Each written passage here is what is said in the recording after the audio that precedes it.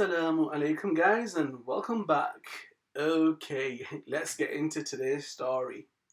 Today's story guys, you can relate to this because sometimes we've all felt the effects of peer pressure. When you've been made to do something you didn't want to do, but maybe your friends, or not even your friends sometimes, have pushed you into something and sadly we weren't strong enough to speak up.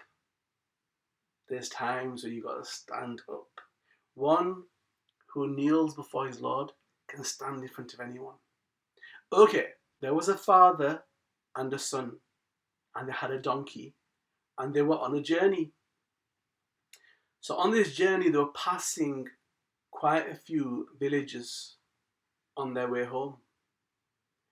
So the father told his son to sit on the donkey, he held the reins, and they walked on their journey. When they got to the first village, they overheard the people in the village saying that, "Look at that! What a rude son! That poor old father is walking and that spoilt son sat on the donkey, look at him." So the son jumped off. I said, "Father, I'm okay to walk. You sit on the donkey." So the father sat on the donkey. They went through the next village. As they got into this village, the people in the village began to talk and said, "Look at that! That cruel father making that poor little boy walk. How horrible." And the father said to his son, "Son, you get on the donkey as well." And now father and son are on the donkey and they get to the third village. As they're going through, the people in the village started to talk. I said, "Look at them two cruel people. That poor little donkey carrying all that weight. They're so nasty." And both father and son jumped off and they both walked with their donkey. When they got to the fourth village, the people in the fourth village started to talk and said, "Look at them two silly people.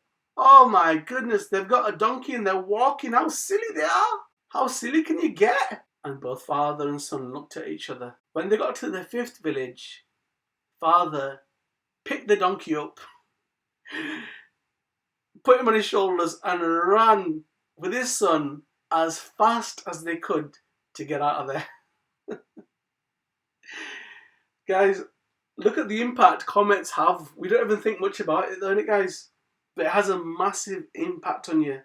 Your life really it's not your own if you're constantly worrying about what others think. Just digest that for a minute, guys. Today we worry about what people, especially online, we worry about someone 3,000 miles away, their opinion on us. They don't know anything about us. So guys, it's important that let your hopes, not your hurts, shape your future, guys. Sometimes bad experiences in our life can become barriers to moving forward in life. And it shouldn't be that, guys.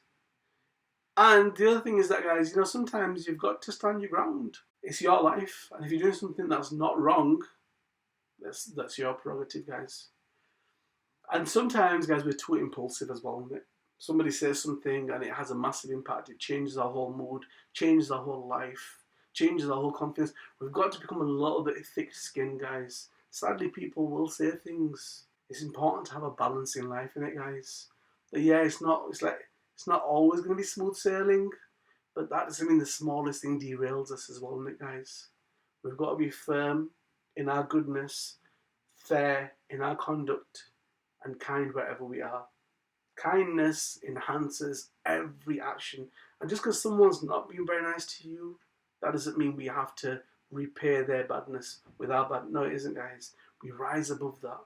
We shine in the dark with our good character. And that draws people like a magnet. Only silly people will see kindness as a weakness. Kindness is a strength. And be strong. Okay, guys. Be ready for the next story. One Dean, get subscribed, get notified, and pass these stories on, guys. Yep.